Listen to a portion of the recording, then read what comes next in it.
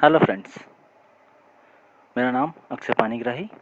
आज की वीडियो में हम डिस्कशन करेंगे क्वांटिटेटिव एप्टीट्यूड का कोर्स ओवरव्यू और डेली चेकलिस्ट। देखिए, कोर्स ओवरव्यू ये उन बच्चों के लिए है जो बच्चे अपना करियर बैंकिंग के लिए शुरू करना चाहते हैं, बैंकिंग या इंश्योरेंस। जैसे अपकमिंग आप मान लीजिए आरआरबी है, आईबीपीएस है, RRB PO, RRB clerk, IBPS PO, IBPS clerk, या आप एसबीआई पीओ, एसबीआई क्लर्क, और आपका कोऑपरेटिव बैंक्स, जितने भी सारे बैंक्स हैं या इंश्योरेंस सेक्टर्स हैं, उनकी तैयारी करना चाहते हैं तो उनके लिए क्या सिलेबस रहेगा उसके रिगार्डिंग हम इसमें डिस्कशन करेंगे। प्लस क्या डेली चेकलिस्ट रहेगा। देखिए, डेली चेकलिस्ट जो होगा ये बेसिकली उन बच्चों के लिए होगा जो प्रिपरेशन कर चुके हैं और अपना प्रिपरेशन को एक स्टेप आगे लेने वाले हैं। तो चलिए वीडियो शुरू करते हैं। वीडियो शुरू करने से पहले कुछ इंपॉर्टेंट पॉइंट्स जो मैं आप लोगों के साथ शेयर करना चाहता हूँ। देखिए, मैथ्स रीजनिंग जो दो चीज़ हैं वो बेसिकली तीन चीज़ के ऊपर डिपेंड करता है। एक होता है आप लोगों का एक्यूरेसी। अब देखिए, आप बैंकिंग प्रिपरेशन करना चाहते हैं तो पहले मैं बता देता हूँ एक्यूरेसी का मतलब क्या होता है। एक्यूरेसी का मतलब ये होता है अगर आप 10 क्वेश्चंस को सॉल्व कर रहे हैं और उसमें से कितना आपका सही हो रहा है और कितना गलत हो रहा है। अगर आप 10 क्वेश्चन सॉल्व किए, 10 क्वेश्चन में से अगर आपका 8 क्वेश्चन सही होता है, इसका मतलब आपका एक्यूरेसी 80% है। सिमिलरली अगर 10 क्वेश्चन से 5 क्वेश्चन सही होता है तो आपका एक्यूरेसी 50% से, अगर 10 से 10 होता है तो आपका एक्यूरेसी 100% से। तो इनिशियली जब आप प्रिपरेशन कर रहे हैं तो आप टाइमिंग के ऊपर मत भागिएगा, आप हमेशा एक्यूरेसी के ऊपर काम करिएगा। क्यों मैं बता रहा हूँ, जैसे देखिए, अगर आपके पास कॉन्सेप्ट क्लैरिटी होगा, अगर आप क्वेश्चन को समझ पा रहे हैं और क्वेश्चन को सॉल्व कर पा रहे हैं तो याद रखिए आपका एक्यूरेसी सही है। मैक्सिमम बच्चे मुझे आके बोलते हैं कि सर हमारा मैथ्स में अच्छा अटेंड नहीं होता है एग्ज़ाम में। उसका रीज़न दो हो सकता है। पहला चीज़ ये है कि बच्चे कम टाइम में ज़्यादा क्वेश्चन सॉल्व करने की कोशिश करते हैं, आइदर टाइमिंग की इशू की वजह से क्वेश्चंस गलत हो सकता है। दूसरा चीज़ है उनका कॉन्सेप्ट क्लैरिटी कैसा है। तो इसलिए पहले हमारा काम यही रहेगा कि हम एक क्वेश्चन को सॉल्व करते हुए उसका कॉन्सेप्ट क्लैरिटी को बढ़ाएंगे। और कॉन्सेप्ट क्लैरिटी कैसे बढ़ेगा मैं पहले बताता हूँ आपको। जो क्वेश्चंस होंगे हर चैप्टर वाइज आप कम से कम 50 क्वेश्चन सॉल्व करिए, वो भी 3 लेवल में, इजी, मॉडरेट और हार्ड लेवल। ठीक है, ये तीनों लेवल में अगर आप क्वेश्चन को सॉल्व करेंगे तो हर लेवल में आप कितना कितना 50 क्वेश्चन, इजी में 50 क्वेश्चन सॉल्व करिएगा, मॉडरेट में 50 लेवल क्वेश्चन सॉल्व करिएगा और हार्ड लेवल में 50 क्वेश्चन सॉल्व करिएगा। तो हर चैप्टर में कितना क्वेश्चन हो गए आपके 150। अगर 150 क्वेश्चन सॉल्व भी नहीं हो रहे हैं तो कम से कम आप कोशिश करिए 100 प्लस सॉल्व करने के लिए। मतलब बेसिक कम से मान लीजिए 40, मॉडरेट में मान लीजिए 40 क्वेश्चन आपको सॉल्व करने हैं। ठीक है, और हाई लेवल का एटलीस्ट 20 लेवल क्वेश्चंस तो सॉल्व करनी है। तो ये कॉन्सेप्ट आपको लेके सॉल्व करना है। आप किसी भी यूट्यूबर को फॉलो करिए, कोई इशू नहीं है। किसी भी मॉक टेस्ट खरीदे, उसमें भी कोई प्रॉब्लम नहीं है, क्योंकि सारे यूट्यूबर्स या सारे फैकल्टीज सही पढ़ाते हैं। आपको सिर्फ एक फैकल्टी के साथ एसोसिएट होकर रहना है। उससे क्या होगा, आपको उसी फैकल्टी का जो कॉन्सेप्ट है, जो मेथड, आप उसी को समझ पाओगे। अगर आप मोर देन बहुत सारे यूट्यूबर को फॉलो करोगे या फैकल्टीज़ को फॉलो करोगे तो मेथड्स में भी डिफर हो सकता है, जिसमें आप कन्फ्यूजन हो सकते हैं। ठीक है, तो पहला चीज़ आपको काम करना है क्या, एक्यूरेसी के ऊपर। तो एक्यूरेसी कैसे होगा, पहला हो गया आपको हर चैप्टर से कम 100 क्वेश्चन सॉल्व करने हैं। ठीक है, ये आपको क्लियर हो गया।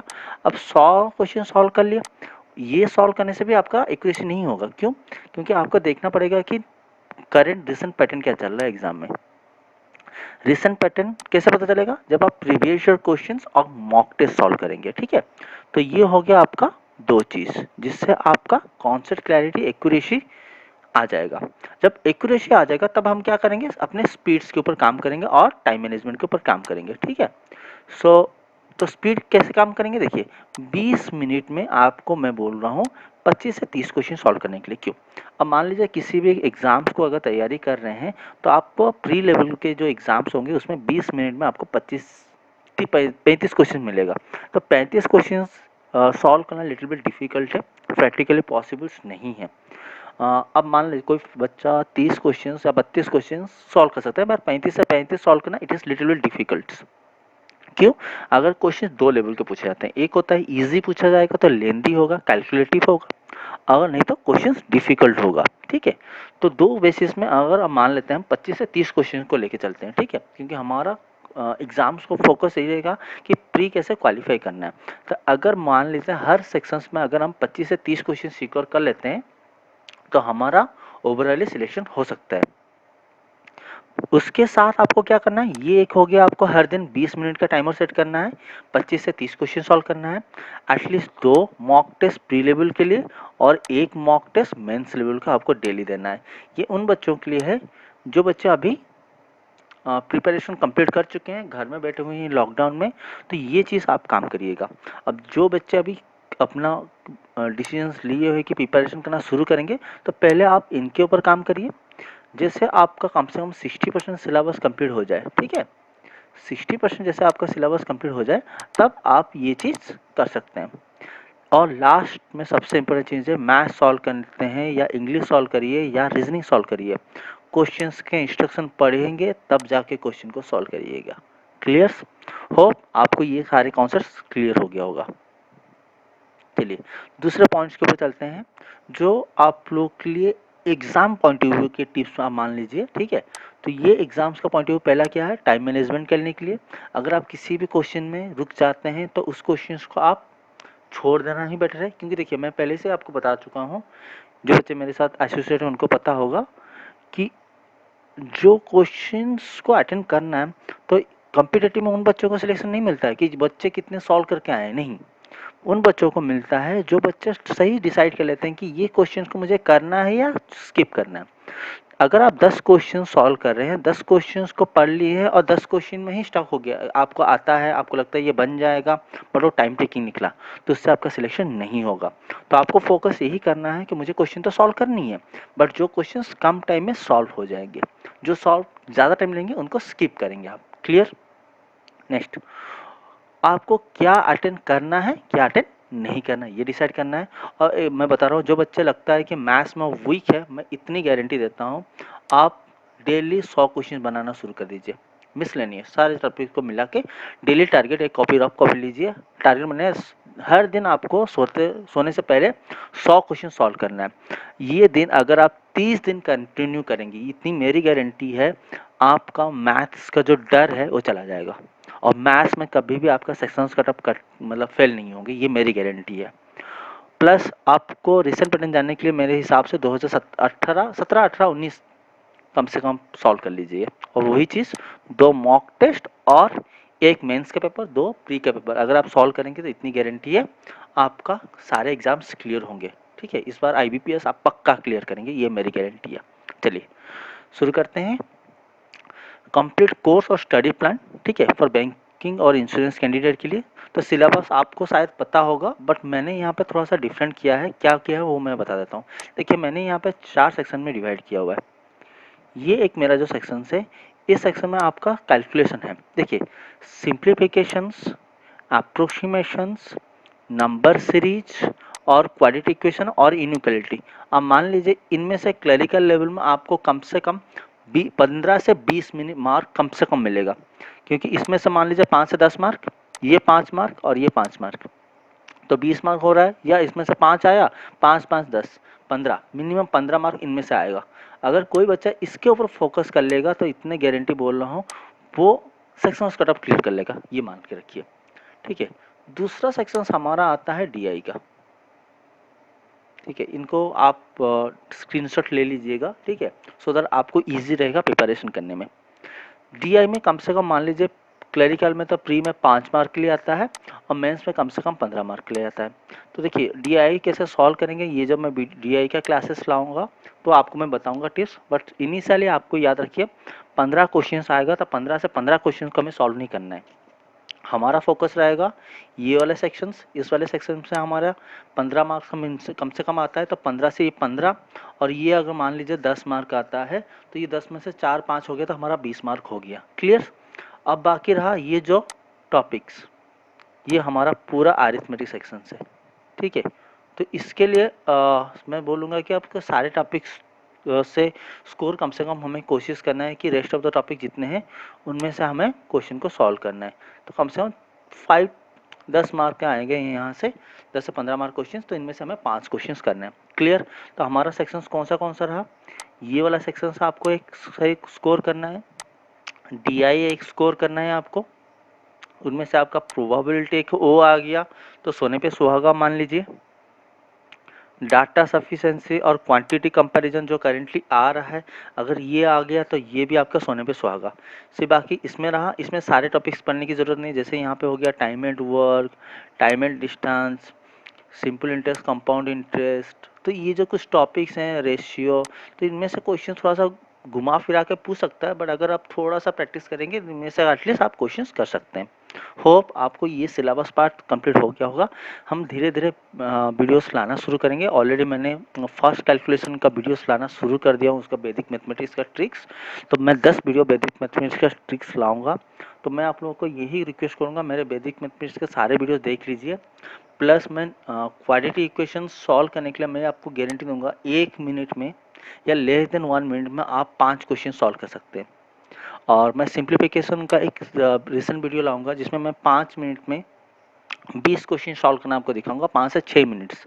तो मैं कैसे सॉल्व करूंगा वो ट्रिक्स मैं आपको बताऊंगा, आपके साथ शेयर करूंगा। तो आप उन सभी के साथ तो मेरे साथ जुड़े रहिए, तब आप वो सारे वीडियोस आपको मिल जाएगा।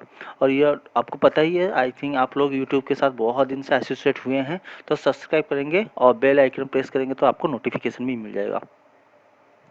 अब हम आते हैं चेकलिस्ट। तो उन बच्चों के लिए है जो बच्चे ऑलरेडी प्रिपरेशन कर लिए हैं, और वो बिगनर के लिए है जो थोड़ा सा एडवांस लेवल में चाहते हैं जॉब जल्दी करने के लिए, तो वो भी फॉलो कर सकते हैं। डेली आपको 20 सिंप्लीफिकेशन करना है, 10 missing number series, 10 wrong number series, 10 quadratic equation. देखिए इसमें से आपका हो गया कितना, 50 क्वेश्चन। तो ये 50 क्वेश्चंस आपको फॉलो करने हैं। तो ये 50 क्वेश्चन में आपको ऐसे तरह से मैं तैयारी करा दूंगा कि कोई भी बच्चा जो मुझे फॉलो कर रहा है उसका क्वांट एरिया कभी वो खराब स्कोर ना करके आए। प्लस कम से कम 30 से 50 क्वेश्चन टॉपिक वाइज के क्वेश्चंस, 2 या से 3 आप प्री लेवल के DI लेवल प्रैक्टिस कर सकते हैं। कम से 1 से 2 मेंस लेवल के DI आपको प्रैक्टिस करने हर दिन।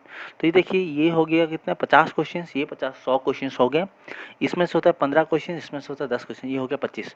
तो टोटल ओवरऑल मान लीजिए, तो अगर आप 30 क्वेश्चन पर करते हैं 105 हो रहा है, 50 क्वेश्चन माने तो 125 क्वेश्चन हो रहा है। तो अगर हर दिन आप कोई बच्चा 100 से, सोच लीजिए, आप खुद ही हिसाब कर लीजिए, मुझे कुछ बताने की ज़रूरत नहीं है। और ये आइडिया आपको अच्छा लग रहा तो प्लीज़ लाइक करिएगा, ठीक है। 125 क्वेश्चन अगर हर दिन सॉल्व कर रहा हूँ तो मान लीजिए, तो आप महीने के होते हैं 30 दिन, ठीक है। तो 30 दिन में कितना करेंगे ये कैलकुलेट कर लीजिए, ठीक है। तो महीने में इतना क्वेश्चंस कर रहे हैं, तो जो हिसाब आपका ऑलमोस्ट 4000 के आसपास हो रहा है, ठीक है। सो क्योंकि 750 क्वेश्चन आप सॉल्व कर लेंगे, ठीक है। तो आप ऑलमोस्ट मान लीजिए कि इतनी क्वेश्चन आप 4000 के आसपास क्वेश्चन सॉल्व करें एक महीने में, 6 महीने आप सॉल्व करेंगे, तो आप मुझे बताइए जॉब आपके हाथ में होगा या नहीं होगा। अगर आपकी कोई बच्चा सोच रहा है कि अगर हम सर 100 क्वेश्चन सॉल्व करेंगे दिन में या 125 सॉल्व करेंगे तो दिन चला जाएगा, तो मैं आप लोगों को ये बोलूँगा तो आप कॉम्पिटिटिव प्रिपरेशन ना करिए। क्यों? क्योंकि आप कॉम्पिटिटिव प्रिपरेशन कर रहे हैं तो आपके पास होगा सिर्फ एक एक घंटा आपके पास एग्ज़ाम में दिया जाता है, जिस 1 घंटे में आपको कितने सॉल्व करने होते हैं, 100 क्वेश्चंस। अगर वहाँ पे 1 घंटे में हम 100 क्वेश्चंस कर सकते हैं, तो घर में बैठे हैं तो 2 घंटे में एटलीस्ट हम 100 क्वेश्चन तो कर ही सकते हैं। तो दिन में होते हैं 24 घंटा, आप 6 से 8 घंटा सो लीजिए, बाकी बचा आपके पास 16 घंटा। 16 घंटे से आप मैथ्स को दे दीजिए 2 घंटे से ढाई घंटा हर दिन, बाकी रीजनिंग के लिए दे दीजिए 1 से 1.5 घंटा, तो ये हो गया ओवरऑल 4 से 5 घंटा। इंग्लिश और GE के लिए बाकी दे दीजिए टाइम्स, हो गया आपको पास। होप आपको ये भी चीज़ समझ में आ गया होगा। तो ये दोनों चीज़ का आप स्क्रीनशॉट ले लीजिएगा, ठीक है। और मैं बहुत जल्दी टेलीग्राम में एक चैलेंज अपलोड कर लूँगा जिसमें मैं ये सारे चीज़ का PDF अपलोड कर दूंगा, जिससे आप लोगों को कोई इशू नहीं होगा। बट करेंटली जब आपको पता है जैसे मेरा ये न्यू चैलेंज है तो थोड़ा सा टाइम लगेगा मुझे। तो ग्रेजुअली जैसे थोड़ा सा नंबर ऑफ स्टूडेंट्स इंक्रीज हो जाएंगे तो मैं इमीडिएटली टेलीग्राम चैनल ओपन कर दूंगा। So thank you for watching this video. Hope you like the video. Please like the video, comments and share with your family. और एक चीज़, इस तरह से वीडियो पाने के लिए आप मेरे चैनल को सब्सक्राइब जरूर करिएगा। Thank you.